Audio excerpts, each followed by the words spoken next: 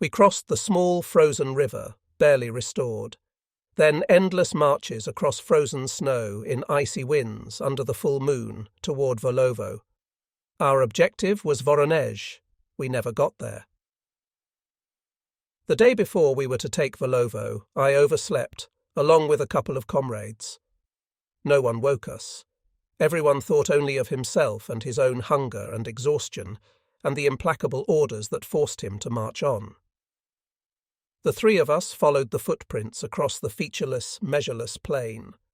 We encountered Russian soldiers who threw their guns down in the snow. We did nothing to them as our uncertainty grew and our strange lostness.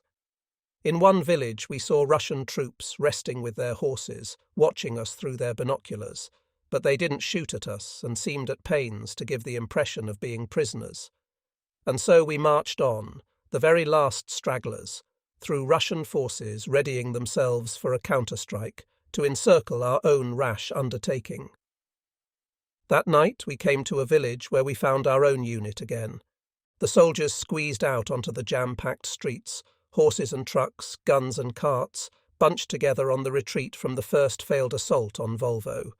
We never learned the name of the village, but no one forgot the place, and everyone knew what was meant by Nikolausdorf. After midnight, just as we were getting off to sleep and feeling a little warmer, mounted Cossacks stormed through the village.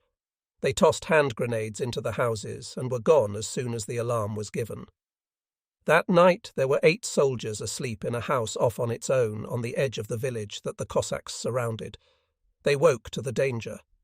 2 of them jumped through the windows and died, each hit by several bullets. 2 others sleepily got up as the Russians forced their way in and were mowed down. 2 more were taken prisoner in the hallway and were made to join the Cossacks in towing away the captured guns, and to use them on us for months to come. 1 was up in the hayloft and got off with a nervous collapse. The last was hidden behind a cupboard. The Russians lit the room with matches but failed to see him. He too went mad, started running off back west, and was picked up in Riga as he was getting on a goods train there. No one could understand how he had gotten so far, and he was no longer able to give any sort of account of it himself. The following morning a soldier doled out boxes of hand grenades among 100 captured Russian prisoners and shot the survivors with his submachine gun. We took up a decoy position outside Volovo, while another section conducted the actual assault. We peppered the nests of resistance with all the light and heavy infantry weapons we had, but the Russians didn't give an inch. We knelt or lay in the snow, our knees froze fast to the ground, ice formed between our coats and our tunics. We stamped on the ground to get feeling back in our feet. The men's skin froze onto the metal of their rifles because few had usable gloves. Bleeding scraps were torn off their hands, which froze over before the blood could flow. Many froze to death, and many others ran off in despair. Even on our way here there had been casualties, and now the numbers of dead and wounded climbed. Vainly we waited for the white flare that was the agreed signal that the others had fought their way into Volovo. Night came. We had waited 7 hours. The last of us staggered to our feet under cover of darkness, but promptly fell down because our feet couldn't carry us. Some vomited. We crawled and staggered forward until the blood began to circulate again. Then we were ordered to retire, and under fire from Katyusha rockets, we made our way back to Nikolausdorf, hoping for sleep and warmth. But once again the Cossacks galloped up after midnight, hid their horses unremarked in the gully, and attacked the outer houses of the village where the aid station was. The sentries fled, and the wounded were murdered by the Siberian troops. We were roused by the alarm. Half-dressed soldiers, men in their shirts, in socks, barefoot, rushed past us in terror. A full moon lit their frantic, mindless flight. A medic collected together a score of men who stayed behind with us. We were armed with rifles, a bazooka, and pistols. The expanse of the plain lay open in front of us, in the ghostly light of the moon, and across it charged the Cossacks with their wild urrah, like a band of ghosts toward our group. In the fire of our rifles and our one gun, an attack of some 400 Russians faltered. The survivors withdrew, but before we knew what was happening, they had outflanked us. We were surrounded. Hand grenades went up in our midst. Several men fell, wallowed about on the snow with ripped-open bellies, got themselves tangled up in their own intestines. We broke up into smaller groups and laid into the drunken attackers with rifle butts. 2 of us were slit apart by bayonet thrusts. In pairs we stood by the corner of a barn, the medic still with us, while 10 feet in front of us the Russians oozed up out of the night like phantoms of death. My comrade fell. I lay in the snow and didn't shoot. It wasn't that my rifle was jammed, but at that time I was unable to shoot at men who were trying to kill me. I would sooner have died. That was the only hour of trial by fire in that winter campaign. The doctor, meanwhile, was potting attackers with his pistol. The last of them melted away. We could still hear the chilling "urrah" in the distance. The next time they charged across the plain, several of us fled. The Russians surged past us and gave chase, and they didn't come back. We 7 survivors were left alone for a long time. The ordeal was over. All through that night, fugitives kept returning. Men who had hidden somewhere or kept running, and at their wits' ends now came back without knowing whether the Russians had taken the village or not. St. Nicholas's Day. Most had fresh frostbite. Wounded men dragged themselves along. We kept watch among the corpses. The fat face of the moon stared down on the corpses in the snow. Contorted features, calm faces, dull, staring eyes, smashed skulls, slit bellies, squirts of blood and brains came to light as day broke. We went around ashen-faced, like dead men. Then, almost without a fight, we marched into Volovo, demanding food, warmth, sleep. The buildings were partly on fire. Katyusha rockets were being fired at us.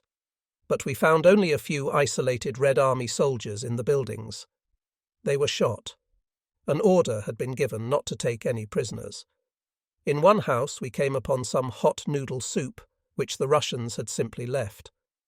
We sat down on the benches, propped our freezing feet on the bodies, and ate hungrily, without thinking about death and danger. In the pockets of the dead we found bread and sugar, and we ate our fill. We weren't fastidious anymore. In the evening there was an agitated command to leave right away. We had to try to slip the noose that a vast preponderance of Russian forces had almost drawn around us. The march back began without our having gotten any sleep, mute, in an unexpressed despair, just like the beginning of this tragedy of an ambitious advance into no man's land. The moonlight shone down on the silent column of fugitives slowly making their way through the snow, reeling, slithering, stumbling westward. Ahead of us was uncertainty, perhaps no man's land, perhaps the enemy. Behind us, certainly, the pursuing Russians. We were dog-tired on this 3rd night without sleep. If there was a delay anywhere of a few minutes, we would already be leaning against the guns asleep, till the horses began to pull and we lurched awake. Then a swarm of men in camouflage dress surged toward us. Within seconds we had our machine gun set up, lashing bursts into the group. Some fell. The first of them were in front of us, German steel helmets, our own. There hadn't been many dead. We piled the worst of the wounded on carts, and they died on the way. No one bothered about the bodies. We staggered on. Even as we marched, we were overmanned by sleep. Our eyes closed, our legs went mechanically on. Then our knees went, and we keeled over, awakened by pain, by the fall, pulled ourselves together, knelt, someone helped us to our feet, and with the last strength lent us by the fear of death, we tottered on. Any rest spelled death, we were told. The Russians are coming. That call worked like the crack of a whip. On. Silent, in despair, bitter, dull-witted, ghostly, we hurried westward like shades. We radioed for help, but no one could help us where we were. Several more men collapsed. They refused to get up and stayed where they lay. We kicked out at them, prodded them with rifles. Unhappily, with empty eyes, they got up and marched on. Whoever was at the rear received no such assistance. He would freeze or be found and beaten to death. Finally, there was a rest period. 1 hour. It was in a tiny village. Along with many other soldiers, I slunk into a house and collapsed in a corner. I was asleep before I touched the floor. When I awoke, I was all alone. I'd been forgotten about, but my strength had returned. I slipped off the safety catch on my rifle and dashed outside. There was no one, neither friend nor foe. I hurried up a hill, and there saw my comrades in the distance, tiny dots in the snowscape. I set off after them. Hours went by, and then I caught up with them. My guardian angel hadn't abandoned me. Russian planes bombed and strafed us. But at noon we rested in hard, dry winter sunlight in a village on the Kshen and slept. It began to thaw. Our fighters and bombers smashed the ring, pounded the Russian troop concentrations. We greeted them with shouts of jubilation, tears in our eyes. Saved, provisionally, conditionally saved. Mercy for a while. Our advent began. The retreat faltered. We had no maps and didn't know the roads and the terrain. We had intended to winter behind the line of the River Tim, but we weren't there yet. We moved into another village, and that same night we received an order for 20 of us and a bazooka to come to the aid of a beleaguered outpost. The outpost was 19 in a railway crossing cottage, on the line from Livny to Kursk, situated 3 and 4 kilometres respectively from the nearest village and pillbox to the north and south of us. We had our anti-tank gun, 2 heavy and 3 light machine guns, and plenty of ammunition. We slept on hay spread over boxes of bullets and grenades. We had a stove for warmth and a rifle oil lamp for light, but that was pretty much all we had. We burned the fencing and finally the flooring. For 12 days we lived on potatoes, which we boiled with a little salt. We found some green macorka to smoke, or we made do with hay. We drank snowmelt. There was no soap, and each of us had just one thin blanket. Tangled hair and beards, black hands, and most of us either festering and frostbitten or eaten alive by lice, scabies, and the inflammations on our legs. When we went out to do sentry duty, we wrapped ourselves in our threadbare blankets, but our icy feet drove tears of pain and rage to our eyes. Over 2 days and 3 nights we were under continuous attack from the Russians, shelled by their artillery or their infantry loomed up out of the fog, where either we killed them or they melted back into the night. Storm artillery afforded us some relief, but the lightly wounded had to stay where they were. 11 men died or were badly wounded, 3 more lightly, 2 went over to the Russians, and 1 mutilated himself. Of 30 men in all. The gun had no more ammunition, and the machine guns had to economize. A concerted attack would have spelled the end of us, and we couldn't understand the enemy. Our doomed clutch of men melted away. Advent for the doomed. We had to bear it. How we got through, no one bothered to ask. Our conversations revolved around relief, the perpetual delusion, and around home and flight. Bitterly we contemplated hunger, cold, need, and our disappearing position. We were all sick and irritable. Outbursts of rage and hate, envy, fistfights, sarcasm, and mockery stood in for whatever might have remained of comradeship. Even if no one talked about danger and proximity of death any more, they were still there. We didn't attend to our dead and didn't bury them either, just put on their coats and gloves. Things and values changed. Money had become meaningless. We used paper money for rolling cigarettes or gambled it away indifferently. Several got so far into debt that they couldn't pay with a year of their soldiers' wages, and that wouldn't be called in either. A piece of bread, though, was a fantasy that could not possibly be realized. But that too was part of the war. Death brought with it a limitless desire for sleep and oblivion. Only a few sought intimacy. Most drugged themselves with superficialities, with gambling, cruelty, hatred, or they masturbated. This between fighting. One night I was on sentry duty and saw the village burning in the distance. The snowfields were under fog. Then I saw a long line of Russians crossing the railway line, silhouetted against the fire, vague shapes in the night and fog. I couldn't raise the alarm or fire at them. The eerie spectacle captivated and silenced me. By the time someone else woke those within, they had already moved on. Departure on Christmas Eve, as it got light. On the way we torched all the villages we passed through and blew up the stoves. We had been ordered to spread devastation so that our pursuers could find no shelter. We obeyed, and our self-loathing overpowered even our joy at being released. Women wailed, children froze in the snow, and curses followed us. Soon we stopped asking. When we were issued a supply of cigarettes, we lit them at the burning houses. Then we marched dully and feebly on our way, holding on to the carts, and reached Arinoch, a village on the River Tim. The new year began. Advent continued. There was nothing beyond the barest self-preservation. That was all that got us through so much cold and so many marches and sleepless nights. Never had I sensed and affirmed the will to live so strongly as now.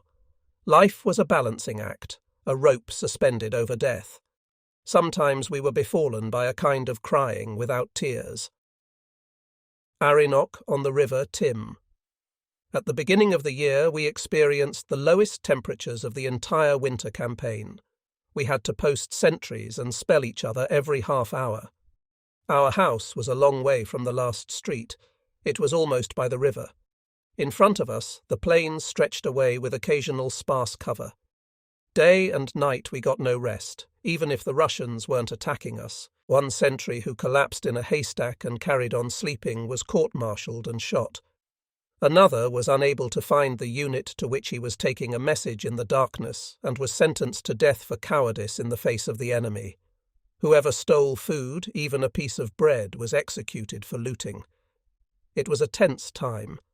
Prisoners of war dangled off the trees all around, as a result of a command that was intended to frighten off the Russians. The war had become insane.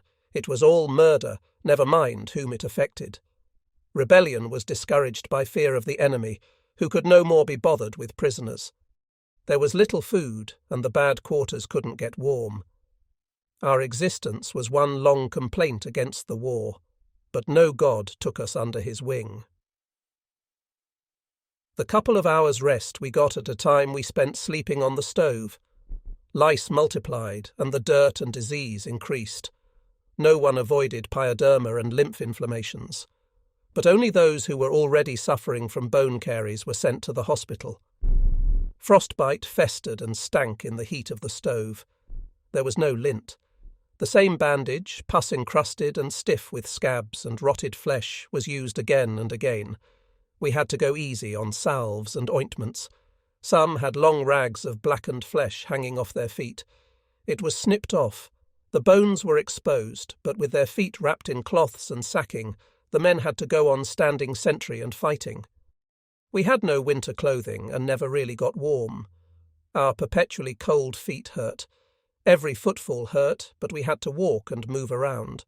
Frostbite could be interpreted as attempted self-mutilation. Our chilled guts couldn't deal with food. Everyone had diarrhea, and some had diphtheria. One was so enfeebled that he broke down on his way to the doctor and froze to death. Older men developed rheumatism and often screamed with pain, but we couldn't let anyone go. I got lumbago and was moved back to the second village street, referred to as the support line.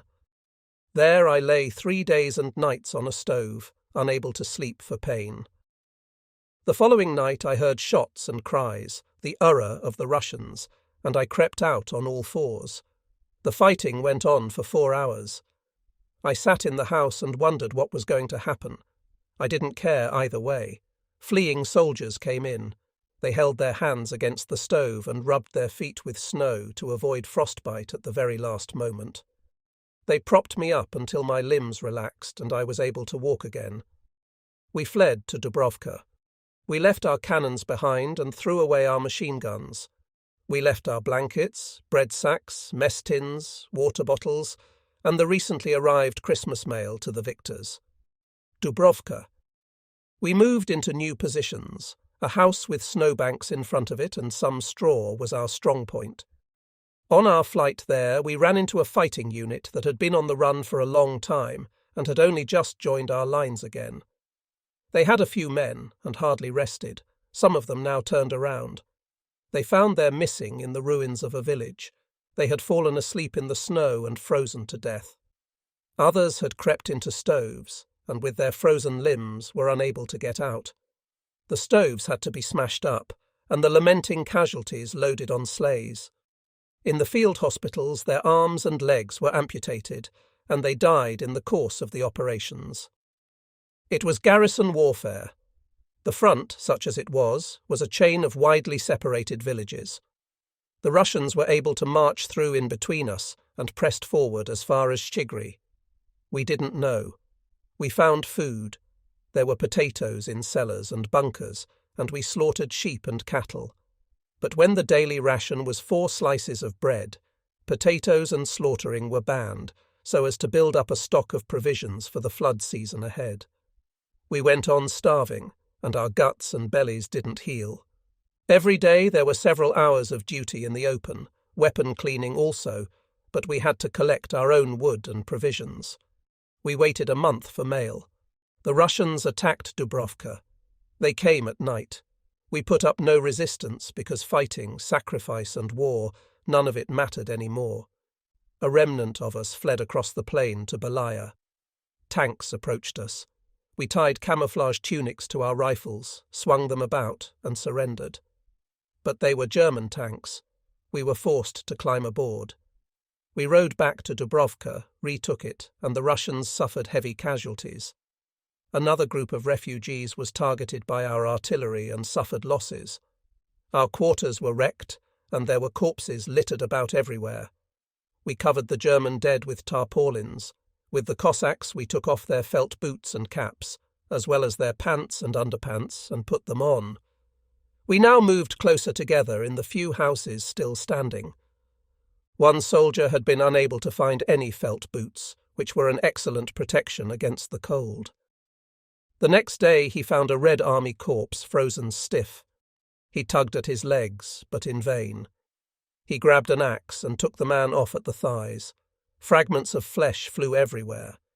He bundled the 2 stumps under his arm and set them down in the oven next to our lunch. By the time the potatoes were done, the legs were thawed out, and he pulled on the bloody felt boots. Having the dead meat next to our food bothered us as little as if someone had wrapped his frostbite between meals or cracked lice.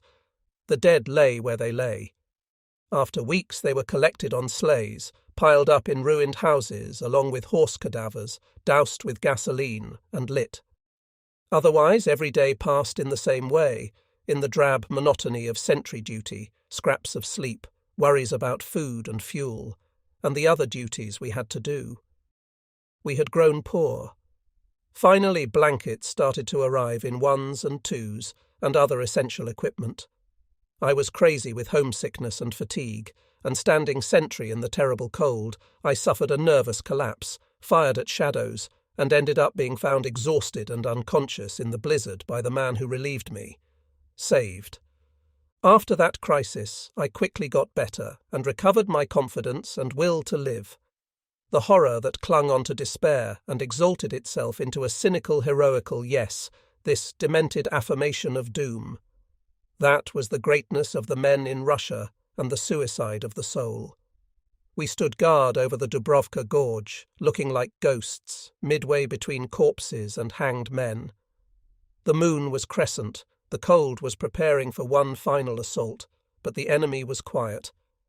I wanted to forget everything, merely in order to remain human. In that spirit, I wrote everything down in my diaries, in order to slough it off and shed it for good. It didn't work. I had gotten to know only one side of Russia, the ruined churches and wintertime, and yet I believed that this war had to be, to prepare for some future as yet unknown, and I lost myself in bizarre fantasies. My purulent legs made me unfit to serve. I was driven back to the supply column and received treatment there. That was the end of the winter campaign so far as I was concerned. I had been saved at the last moment, but I was lost. Return home fate did with me as it pleased. I understood how little I was able to affect it by anything I thought or did, and reserved the freedom to give of my best only when things were at their worst. But I lived on the edge. Death, the blind strangler, had failed to find me, but a human being had died in Russia, and I didn't know who it was. Thinking despairing thoughts, I lay on the pallet, my purulent legs swollen and braced. I was in safety with the supply column, yet I was unhappier than ever. I was in pain. I didn't get better, and after the third inspection the doctor sent me to the hospital. I packed together my last few things, a wooden spoon, a Russian knife, and the bread sack of a dead Cossack, and was taken on a sleigh to the principal aid station, was bandaged up, and was sent to a house to spend the night. A heavily wounded man was delivered, unconscious, with shrapnel in his chest and head. He had been supposed dead, and was bandaged only after lying out in the frost for several hours. It was too late. He lay groaning on the thin straw. His hands, brown with frozen blood, were scratching away at his bandage, making jerky movements in shadows and candlelight. I sat down beside him and took his restless, desperate hands in mine. It was a struggle against his blind, unconscious energies. Once he broke loose and stared at me with sightless eyes. His ghostly hand gestured at my chest, as if blaming me for his suffering and death. Horror gripped me, and he fell back and died. But I couldn't find any rest. I kept seeing his accusing hand, the appalled eyes of the dying man staring at me. I was a soldier too, and so partly responsible for his plight. At daybreak, a sleigh transported me to the nearest aid station, a cold, gloomy building where casualties writhed like helpless worms on the thin straw. Valinian fever. Their groans and cries blew through my dreams. I got up and went outside. The night wind sang in the trees. The fact that I was sick and was allowed to sleep felt like a comfort. All I wanted was to rest. Soon my fate summoned me back to suffering and action, driven by sleigh to Malo-Arkhangelsk. Under several blankets, we lay in harsh frost and froze, on by truck to Poniri, then joined a Russian hospital train. A coal fire glowed, the others told their stories. I lay there, half asleep, wholly apathetic, and allowed everything to be done to me. I was just a shuttlecock of the powers. At Oral Station there was another train waiting. We boarded that. I sat in the compartment blankly. When I heard this one was going as far as Warsaw, I wept. Day after day, night after night, the train trundled through the white winterland. Bryansk, Smolensk, Minsk, steps home. In Ostroleka Mazowieckie, 21, we were taken off and joined a casualty clearing station. We were deloused, bathed, given fresh clothes, and suddenly found ourselves lying in white cotton sheets, no longer having to freeze, to starve, to go out on sentry duty. We could sleep, were tended, and we couldn't understand it. It was like a dream. We had supposed there was only ice and snow in the world, and in a sudden fear of anything kind and beautiful, found ourselves assailed by homesickness for Russia. We longed for the white winter hell, for pain, privation, danger. We didn't know what else to do with our lives. We were afraid to be home and now understood what the war had done to our souls. I was able to sleep, yet stayed awake far into the night, listening to music on the radio and letting the past months pass in review. Half a year that felt like several decades' worth. Once more I experienced dreamlike visions of the attack on Shchigry and the flight from Volovo, of Advent and the Winter War. One night, after a soft trickle of jazz, I heard the opening of a Beethoven symphony, and in a breathless, ceremonial hearkening, I crossed the threshold of that life that lay permanently beyond the war. And so my return home transpired. But in my own life, there was as yet no space for what I had been through. I travelled out of the Polish winter into early spring at home, saw the woods and mountains that I loved and had dreamed of in the Russian plains, stood by the train window and breathed in the smell of fields, the fragrant meadows, and peace. In Frankfurt am Main, my journey west ended. I lay in bed. On Good Friday, I wrote out the account of my first Russian adventure. But as I was looking around for an ending, I could find no other way than to have the narrator kill himself, since he had lived his life, hung on and lost, as his star had decreed. I read and reread my passionate accusation, but every word of it struck me as wrong. In histrionics, irony, bitterness, and uncertainty, the whole danger of the war once again became clear to me. But I was allowed only to curse, and to hate, and to preempt. I had to learn to say yes again, as I had intended in the period of heroic nihilism. It was the only way I could go on living. It had to be. The war could break a man, millions suffered and died, and no conquest or crusade was worth this criminal insanity. The war showed apocalyptic traits, and there I saw its cosmic necessity. I had experienced greatness and heroism, the death struggle of our men. But there was neither comradeship, willing sacrifice, fighting spirit, heroism, nor fulfillment of duty. No, but everyone died at the right time and had his own death. If many cried out for death in war, then war would have to be. And so I termed my homesickness for Russia the magnetic attraction of death. Where the dead had their death, that last maturation of life, last fulfillment out of a split that no one saw, the last necessity, those survivors returning home had the equally absolute imperative for change. Shaken or enraptured by war, the godless man turned to prayer. The man of faith cursed his God, the devout buried his trust, the fool bethought himself, the wise man fled into superficial enjoyment, broke inside, and collected the bricks for a new vision of the world. And some such change also happened to me, even if I didn't understand it. It had to be. I thought on. Stone, flower, and animal were as much an expression, as much a manifestation of the divinity as man, and so to mankind a world war was the same as an earthquake to the mountain range, a hail shower to the seed, a blight to the beast, an event outside our power, a catastrophe, a cosmic occurrence. Equilibrium would be restored in whatever time came after this war. Even if all words and pictures failed, what had happened in me, this invisible and yet traumatically evident change, had to mean something. Otherwise, I was lost. And so I found salvation in the crazy notion of cosmic and human necessity, pushed into the twilight of the soul. But on Easter morning, a sad soldier with my wrecked life, I wandered among the crocuses, columbines, rain smell, and thrush song of the park. Later I gave myself up to my memories. Scenes of youth, friendship, love, and wanderings by the sea slipped by me, a beautiful and painful film on the canvas of the soul.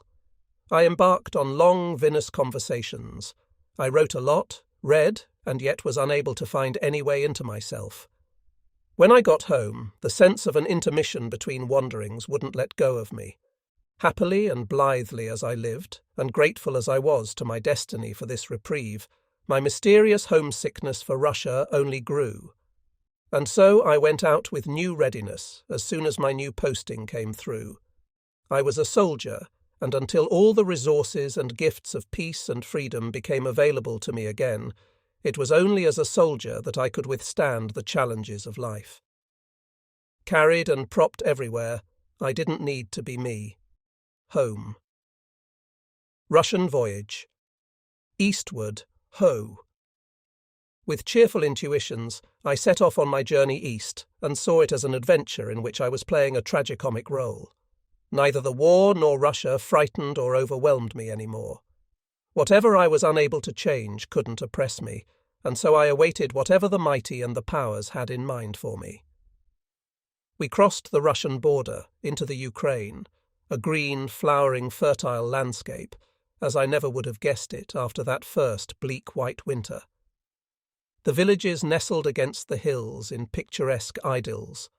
On the meadows the first crop of hay was drying, but the harvest was still a long way off, and the cherries were small and green.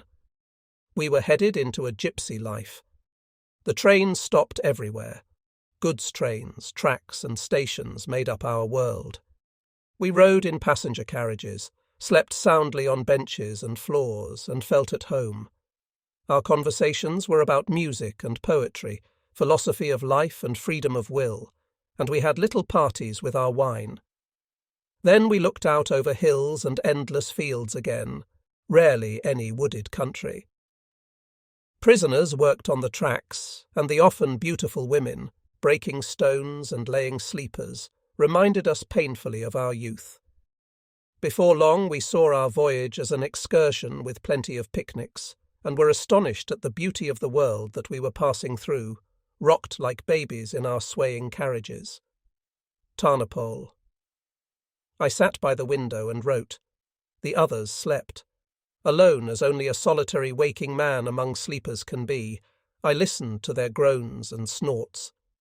Outside, the rain was trickling down, women wandered over a bridge, an old man begged for bread. Life went on in the gloaming, and I felt oddly disconnected from it. The plains grew mightier, as if the hills had chosen to withdraw from the east, so that man could be alone on the wide surface, under the wide heavens, alone with God and himself, nowhere hemmed in and incredibly small in his mortality. The landscape enjoined pensiveness, without making one sad. Because it was summer, the earth was green, the sky was lofty and cloudy, and poppy, rape and bindweed flowered everywhere. I watched the country and made architectural and cultural notes. But what fascinated me, more than any of the structures and plans of the new order, was the Russian soil. It was like a vision to me. Weeds flourished, and crops flourished with them. Thousands of years passed over the unaltered drip-drip of Russia. Unremarked, the hourglass dribbled its sand. The earth bowed to the law of seasons, blossomed and grew mightily in the summer, burned into fall, and passed into the drabness of the rainy season.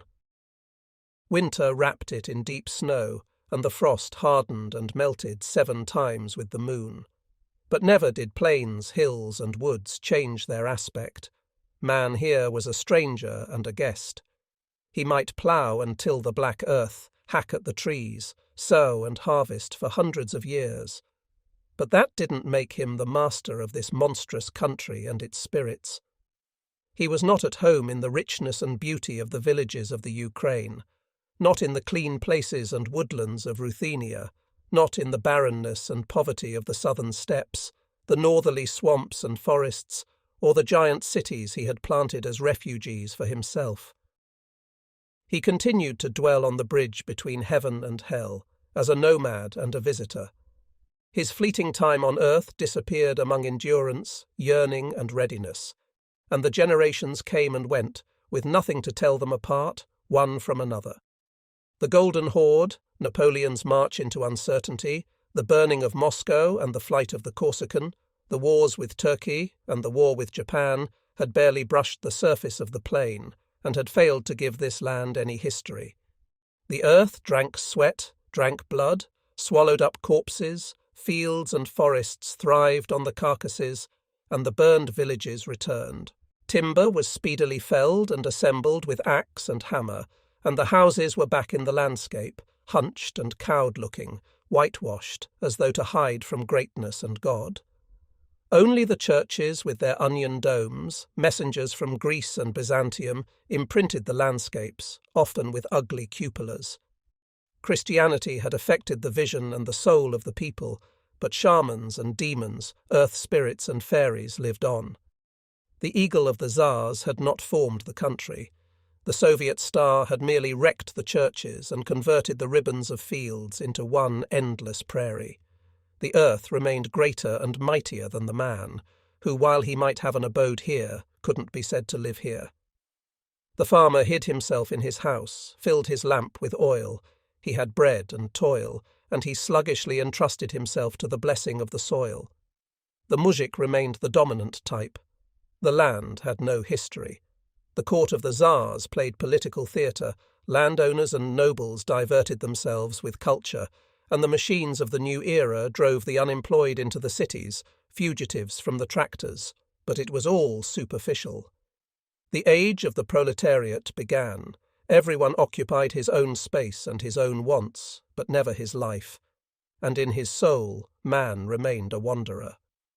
Though the proud women and upright men of the Ukraine loved the earth, and the Don Cossacks, like the Kalmucks and the Tatars, felt at home in the steppe that bore and nourished them, while the deracinated people might belong to their cities, in the division of their souls and under the spirits of the landscape they found no rest. Slaves and tyrants, murderers and saints, fools and prophets, they never became as one in their souls, and the masses lived as in a never-ending sleep. The anarchist with his pathos, the nihilist with his sarcasm, hate and bile, remained cheek by jowl with the sleepy peasant and the stooped worker. The brother of the humble worshipper became a fanatical destroyer of churches, and the primitive fatalist had the irredentist critic for a neighbour. Divided like the climate, an alternation between lurid oppositions, such were the people too. And so I experienced the gigantic land of Russia on this voyage, often more through dreams and fleeting sights than from a predominantly literary understanding of it. We Westerners could not understand these people or their country. Centuries sundered us from their daily reality, their spirit and their will, and the only fruits the traveller took home with him were those that he brought out with him, already ripening. It was the boundless, the ungraspable, the overwhelming quality of this soil, this twilit land, that pushed us back within our own borders and that we eyed doubtfully and were afraid of and could not bear, as if the demon and the spirit of Russia preserved the land from such unsolicited, unqualified visitors. We took only riddles, clues and doubts back home with us, and our conclusions contained neither truth nor meaning. 1,000 words and pronouncements provided no valid form, and only what we experienced in war and the suffering we saw was true. Perhaps those people were right who referred to the Russians as a coming people and thought that visitors there were witnesses to some inner maturation, to be starting over, to stand under the red dawn of a new age and grow into the future, fed at once by the millennia and by youth. We too became aware of this great preparation, introspection, and openness to destiny. But when we experienced its winter, then Russia became a via crucis to us, a Golgotha, and the Russian was man on an everlasting Good Friday. This we were taught by the war, but we knew that after the war, the black and yellow soils, clay and sand, loam and peat, would lie there as if they had never been touched, the plain unconquered, and the people there would have remained strangers to us. The soul poured itself out into this landscape, became empty, and filled itself again with dire need, and by the end nothing would have happened. But perhaps the land once came to meet us in peace, when we carried our sadness and our melancholy through the gloomy beauty of Ruthenia's forests, when we were lonely under the grey skies, sniffing the heart-sickness of the foggy hills and thin grasses in the autumn wind, and went missing in their majesty. When we experienced the Ukrainian summer as on our so-friendly visit, loving the villages under fruit trees and the tall poplars lending their shade to the white-thatched cottages, hung with golden ears of maize, when we brushed through the fertile, flowering, ripening prodigality of the fields, when we drank in the red evenings to the singing of women and saw wild dances at their celebrations, and when we stood in the plain, merely human, naked and offered to God, who was everywhere near, threatening and vindictive, demanding and summoning, so that the persecuted man felt like fleeing into any valley and hiding in any available hollow from the ineluctable. When the grass danced before God, when the ignorant beast pastured in divine peace and the farmer did his daily work, and when the stranger succumbed to his demons or was torn to shreds by an attack from God. This I had learned from Rilke and from the poets of Russia. We had to see the writers' models in the big cities, the song and dance of the boyars in the opera, the celebrations of Cossacks and maids in bars, to take part in the feasts of the rich, and to beg and suffer with the poor, work and live there. Maybe then we might overcome this landscape. But perhaps all we experienced then were memories of the war, drawing erroneous comparisons, and everything remained elusive and impalpable as ever for the visitor from the West. Meanwhile, The Russian soil indifferently swallowed quantities of blood and bones. The decomposing corpse nourished the insouciant tree and the corn on barren and rich soil, and the grass straightened itself again where the soldier's boot had once tramped it down. Thousands of years passed, and the Russian had only one aspect, and the only victor remained the earth. So I dreamed the livelong summer day, and still didn't believe in my pictures and the shapes they made in me. I thought on and looked for the forces that were ruling in Russia today, trying to work for change. Once I hadn't known much about Russia.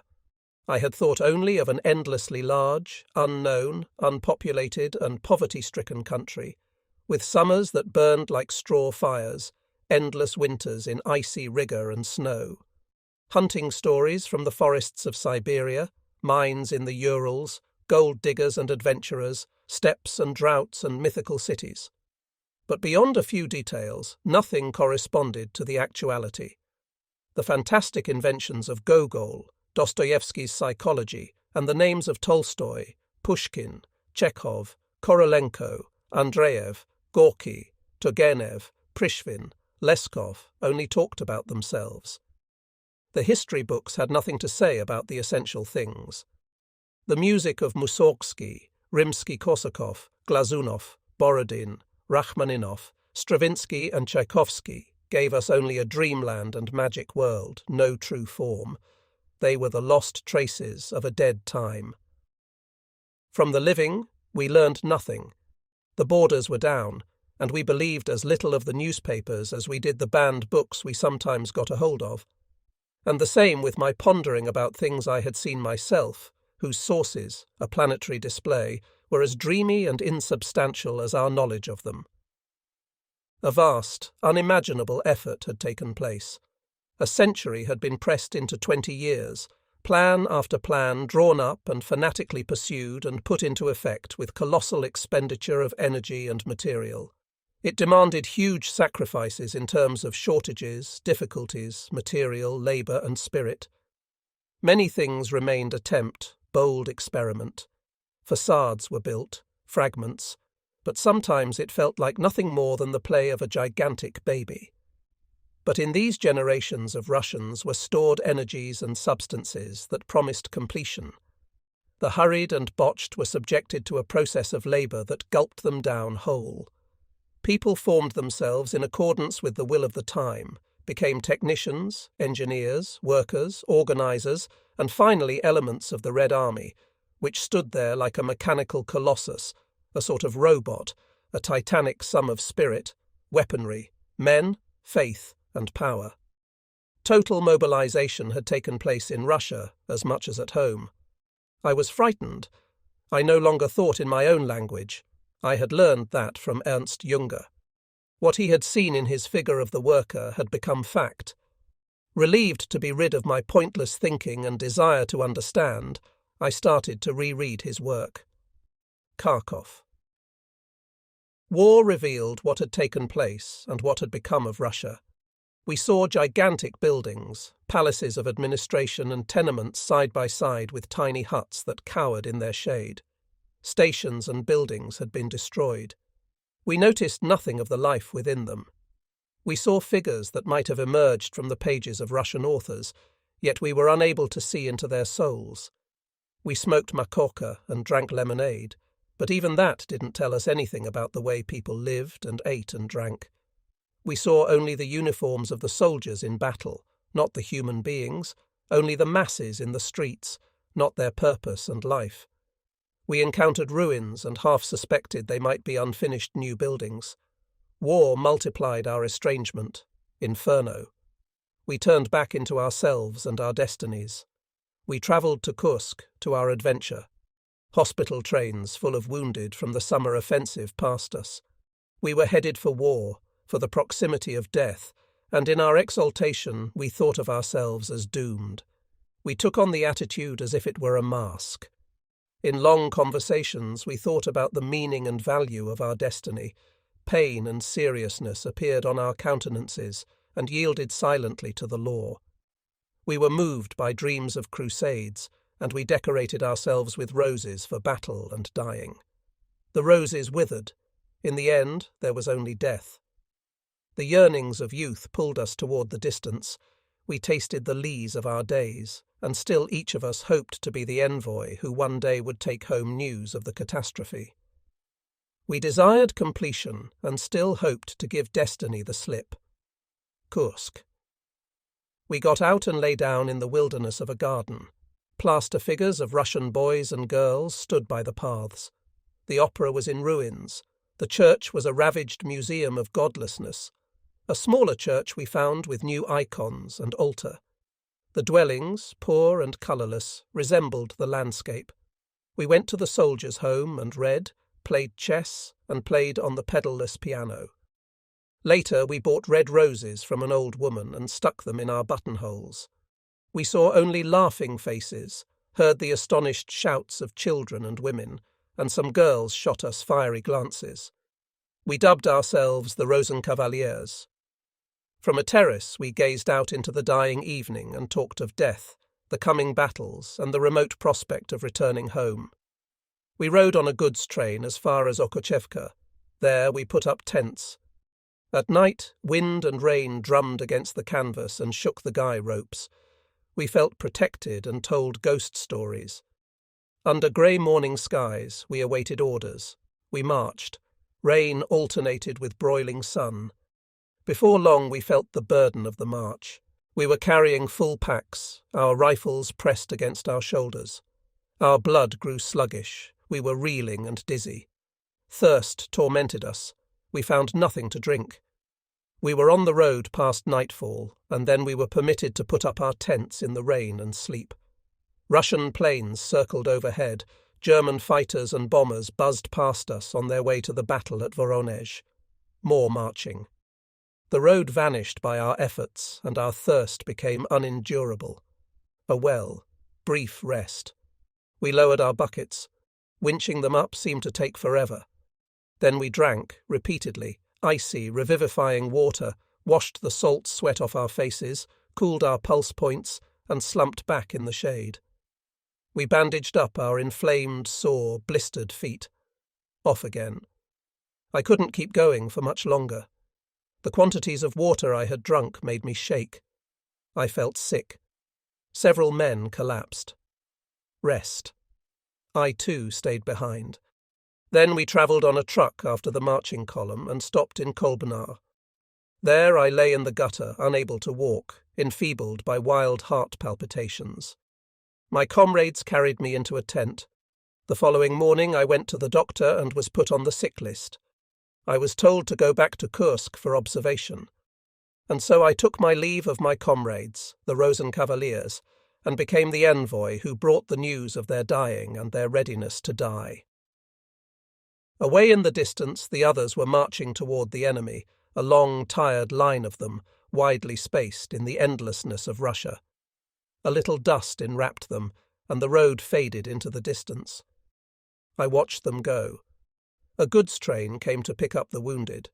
There was barely any room for the sick, but with my new companions I clambered up onto the roof of the first wagon. The locomotive started to pull. My journey west began. Slowly we travelled into the evening. Dense smoke swathed us. Like coal miners with crusted black faces, we laughed at one another. Going home. I went very quiet. I saw the track where we had marched the day before, miserable and drained, one of the numberless roads where we had marched, whose dust still clung to our boots. Meadow scent and hay smell mixed with coal smoke. The wind cut at my face. I was transported into a limitless serenity. We spent the night in Okochevka. Noon the next day we were back in Kursk. Trucks carried us to chaotic scenes at the hospital. A red multi-story building took us in, a warren of untended soldiers, wounded men in old bandages, men groaning, delirious and sapped. One of the doctors had suffered a nervous collapse, the other examined only when wholly drunk, his bottle of schnapps in among instruments and bandages, and he sent every wounded man home. To me, too, he gave a pass back to Warsaw. That night the war was raging over Kursk. Russian planes bombed the city. A munitions train went up in an astonishing fireworks. Searchlights drilled into the darkness, AK batteries fired, and bombs whooshed down into the night. Goods trains shipped us to Warsaw. On the way we bought strawberries from Russian women and sat in the doorways, sleeping on benches or on fouled straw. We didn't ask. We were long since used to it all. Day and night the train rumbled on. Everything was adventure, nothing was danger anymore. Those condemned to die experienced mercy. In the evenings the forests stood there in infinite silence, while heaven shook out its stars. Going home, Warsaw. I soon felt better. I played music with a singer and a cellist and kidded around with the nurses. Only the nights were hard. I couldn't sleep for nerves, and the excitements of the trip, the doubts and hopes of the man going home, still took effect on me. Soon I wasn't supplied with morphine anymore. So I got up again, dressed in the dark, and wandered around the quiet corridors. I ran into the night nurse, who took me back to her room. Every so often she would tour the wards, listen to the soldiers at rest, bring them medicines, and come back to me. We talked all night. I didn't tell her much. From her, though, I heard the tragedy of a woman, a nurse in wartime. No woman, not even a whore, could have experienced men as naked and shameless as she did.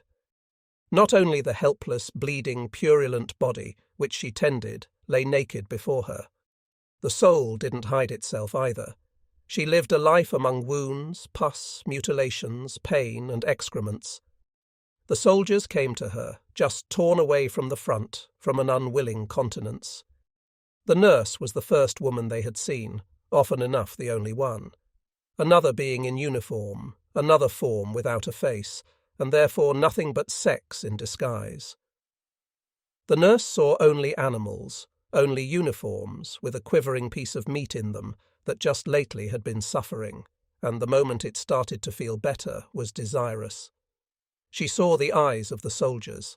They followed her, watched her walk, groped under her dress. One disappointment followed another. Like children, the soldiers first put themselves in the care of her hands, and their eyes implored her for a kindly word. The nurse trusted them, laughed with them, and the patient got better. His condition improved. He wasn't capable of gratitude. The nurse didn't demand it either.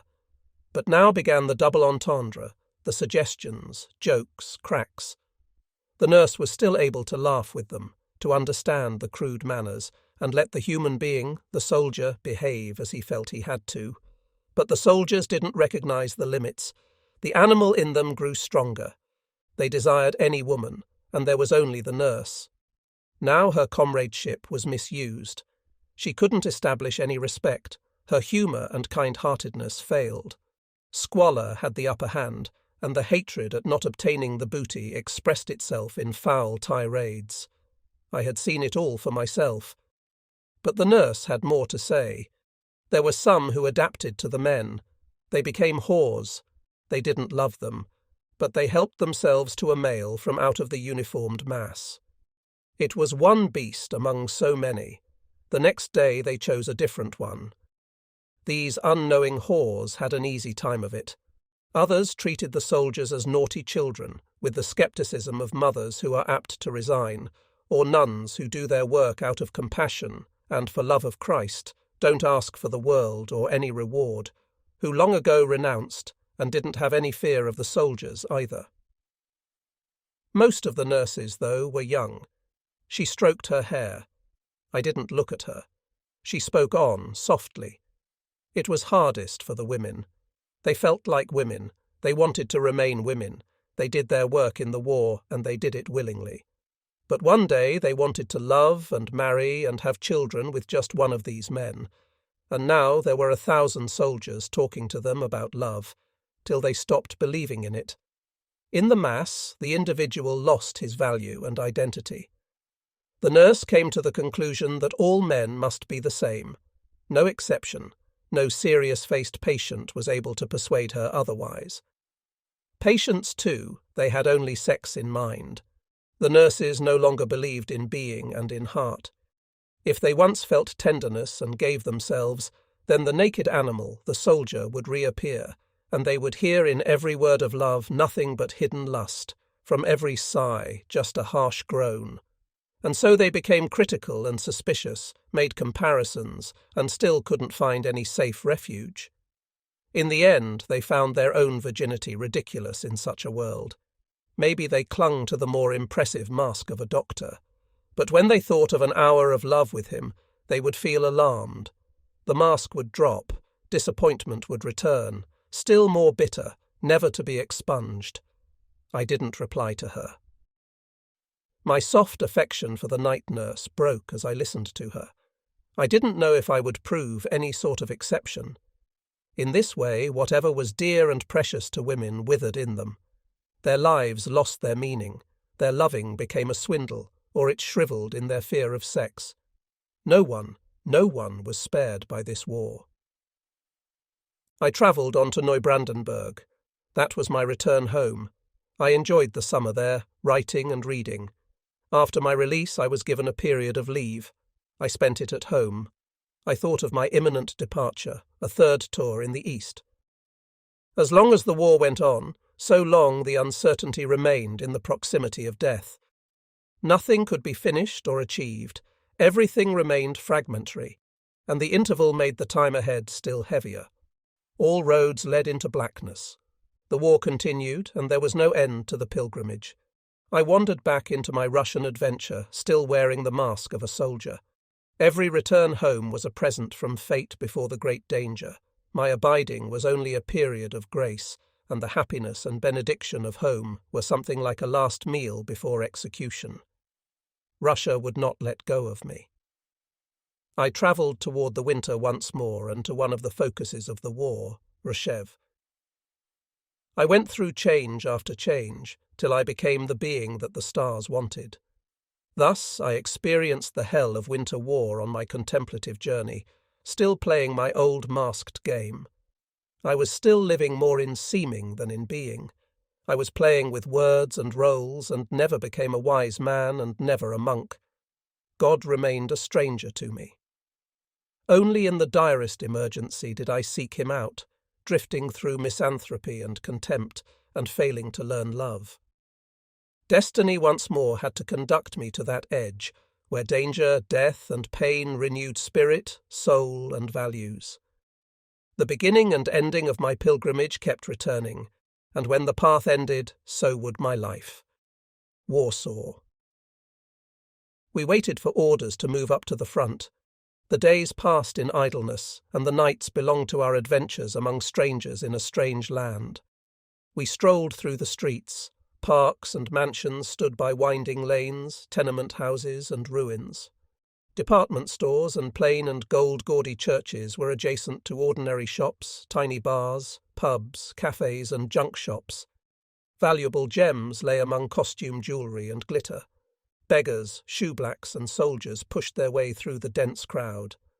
We passed slender, supple women with beautiful features under their makeup and abandoned girls. In the evenings we went to bars or nightclubs. There we experienced the excitement, the atmosphere, the charm of a metropolis. Passionate dancers stripped on stage and in sheer veils sat down among us. We drank sweet wines, listened to exciting music, saw the wealth, elegance and peace of the clients, and found the soul of the people more easily in the eerie decadence, in play and show, under the glittery heavens of the cabaret, than in their day-to-day reality, much less their serious art. We didn't understand the songs and parodies. We felt we were homeless, deracinated wanderers living for the moment.